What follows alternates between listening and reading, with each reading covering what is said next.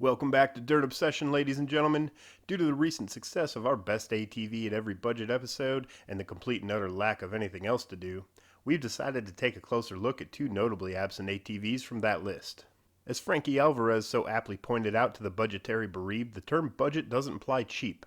But many people have asked about the lower cost options like the Arctic Cat / Tracker ATV or a CFMoto.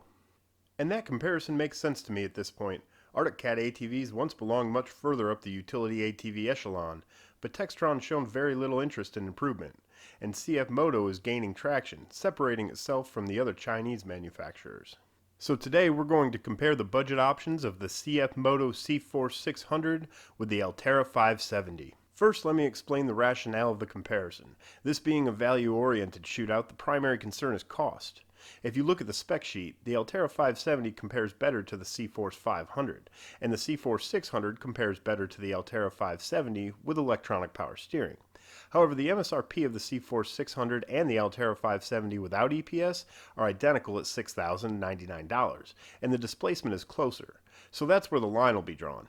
Also, the Tracker 570 and Arctic Cat are the same machine, so they'll be used interchangeably, but it is important to note that the Tracker 570's MSRP is $100 less than the Cat's, at $5,999.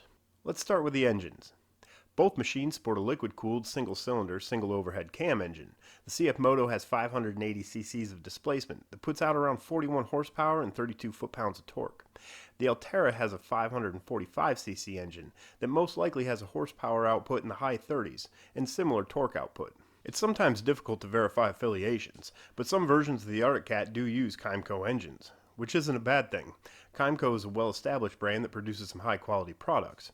CFMoto has been increasing their global presence in the motorcycle market and has become a production partner with KTM.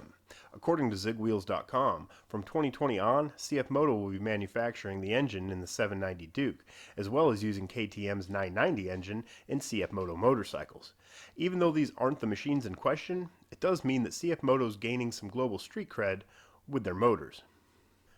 So I think it's safe to say that the power plants are taken seriously by both manufacturers, whether they're sourced or produced in-house. Both machines are electronically fuel-injected, and both are mated to a continuously variable transmission with high, low, neutral, reverse, and park gearing.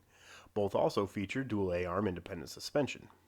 Both machines also offer a better than typical 12-month warranty, for a little more peace of mind when buying at a budget. You take a dump in a box and mark it guaranteed, I will. I got spare time. The Arctic Cat wins on paper in a few different categories. The ground clearance is better at 11 inches versus the 10.6 of the CFMoto, and suspension travel on the Cat is class leading at 10 inches both front and rear. The Arctic Cat is a slightly more capable work machine as well, with 50 pounds more claimed towing capacity, and steel racks that increase the load capacity by 25 pounds up front and 50 in the rear. Both machines have a 2-inch hitch receiver, which should be standard on every machine at this point, but for some reason unknown to anyone, they're still not.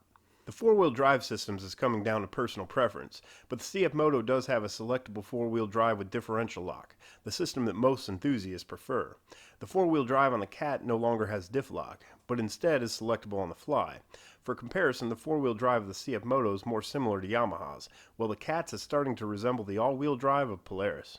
Other notable details are going to be the weight, feel, and balance. The Arctic Cat is both wider and longer, 48.5-inch overall width and 52-inch wheelbase, compared to a 46.4 width and 50.3-inch wheelbase on the CFMoto. The CFMoto is also 171 pounds heavier, with 870-pound curb weight versus the 699-pound curb weight of the Cat. This is where CFMoto starts to walk away with the win in terms of value.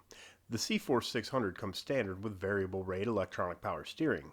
The Arctic Cat 570 we've been comparing is not equipped with EPS.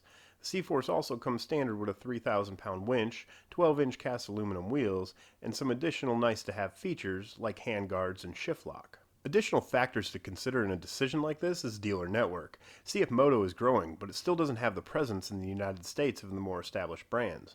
Arctic Cat's dealerships haven't exactly been happy since the Textron acquisition. However, the trackers being available from Bass Pro Shops and Cabela's probably puts them in relatively close driving distance for most. Either way, the dealership itself and the dealer's location are factors you're going to want to consider in a new ATV purchase.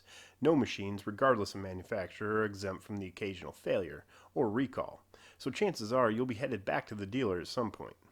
So as I mentioned at the start of this video, the features of the CFMoto C-Force 600 actually compare better to the Altera 570 with EPS, and the MSRP of that machine was just recently reduced from $8,999 to $7,599, which is still an additional $1,500 more than the CFMoto in order to get the EPS, a winch, premium wheels, and a bumper, most of which the CFMoto already had at the cheaper price point, making CFMoto truly the king of value. Thanks for checking out the video, guys. I gotta give a huge shout out to Real Talk Power Sports for helping me out on this one. They're running a CForce 500 and 600 over on that channel, so if you're interested in seeing what ownership of a moto is like, go check them out.